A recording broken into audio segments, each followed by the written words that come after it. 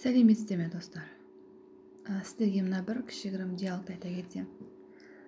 Кешіріңіз, базарға қалай барсам болады деп айтып жібересіз бе? Бұл біздің көп жағдайда қолданатын сөздеріміз. Жаңадан бір жерге көшіп барғанда, жаңадан бір нәрсені іздеп барған кезде біз осы сұрақтарды көшедегі адамдардан сұраймыз. Ал енді осыны ағылшынша қалай сұраймыз? Соны үйренейік. Excuse me, could you tell me how to get to the market? Кешіріңіз, айтып жібересіз бе? Базарға қалай барсам болады? Ол адам жауап береді. Yes, sure, go along and turn on the left. Тура жүріңіз де, солға бұрылыңыз деді. Жауап осылай болады. Ал енді ағылшынша бұл. Жаңа сөз үйренетін болсақ, go along дегеніміз тура түзу жүріңіз дейді. Turn on the left, солға бұрылыңыз. Turn on the right, оңға бұрылыңыз. Opposite, қарама қарсы. Across from, жолдың арғы беті. Between, арасында. Міне мына жерде де көптеген үстеулер бар. Сіздер өздеріңіз үйрене алыңыздар. In front of, алдында. Behind, артында. Next to, жанында. Яғни бір местаны, бір жерді сұрасаңыздар, соған байланысты айтылған үстеулер. Near, жанында, жақынырақ деген сөз. Through, через деді ғой. Через парк деген сияқты. Парк бенен өтіп, паркты қиып өтесіз деген. Up, жоғары қарай жүресіз, down, төмен қарай жүресіз деген. Мұнда фразалар бар. Мысалы үшін, I am looking for, мен іздеп жүрмін. I am looking for bookshop. Мен кітап дүкенін іздеп жүрмін, айтып жібересіз бе? Can you tell me? How can I get? Деген сияқты сөздерді қолданамыз. Follow me, I will show you in the way. Менімен жүріңіз, мен сізге жол көрсетемін дейді. Сізден біреу сұрап тұр, бір жерге қалай барсам болады деп. Ал сіз менімен бірге жүріңіз, мен сізді көрсетемін дейді. Ол сіз баратын жер болуы мүмкін, немесе сіз сол жерден өтіп кетуіңіз мүмкін, бара жатып, соған көрсетіп жібересіз. It will be on your left. Ол сіздің сол жағыңызда болады дейді. Take the second on the left. Екінші бұрылыстан солға бұрыласыз дейді.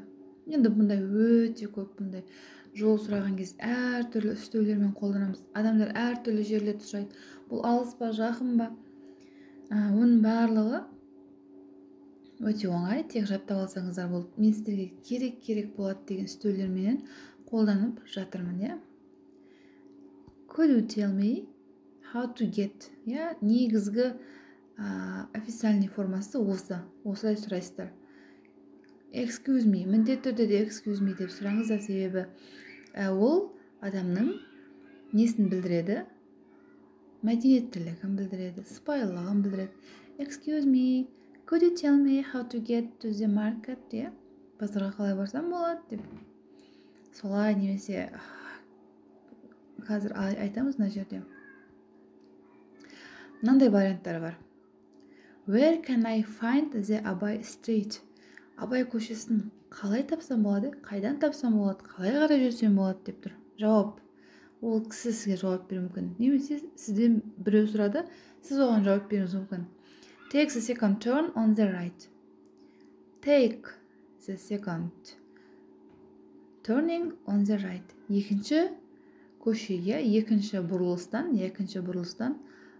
оңға қарай жүресіз деп тұр. Егерде мына жерде left болса, былай солға қарай жүресіз деген вариант болатын еді. Take the second turning on the right. Екінші бұрылыстан оңға қарай бұрыласыз деп тұр. Сол жерде Абай көшесін көресіз. Is there a supermarket around here? You are wrong. You are going in the wrong direction. Turn back on Назарбаев Street.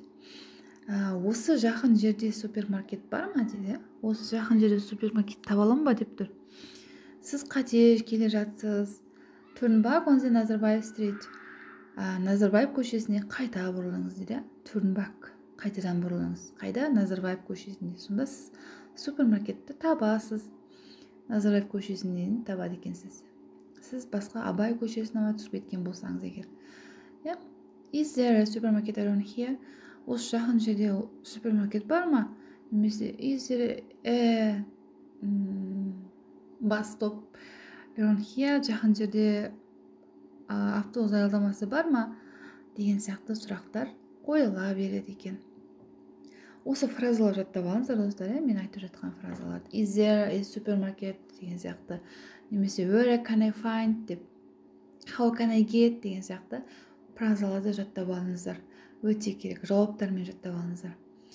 Қараңыздар енді. Do you know? Сіз білесіз бе дейді. Бұл да вежливо, өте сыпайы түрде. Do you know where the drugstore is? Сіз білесіз бе? Аптека, дәріхана қайда? Жауап.